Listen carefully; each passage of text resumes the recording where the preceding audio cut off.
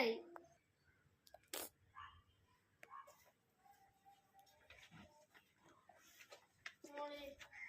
സഹായിക്കോ?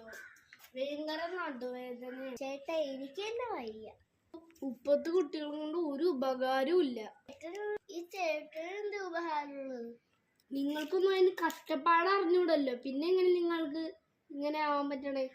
എന്നാ ശരി, ഞാൻ ഹെൽപ്പ് ചെയ്യാം. നല്ല മോള്.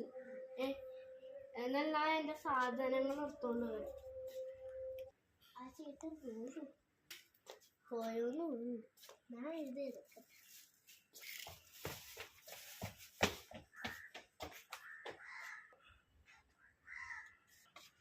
ഒന്നും കിട്ടിയില്ല.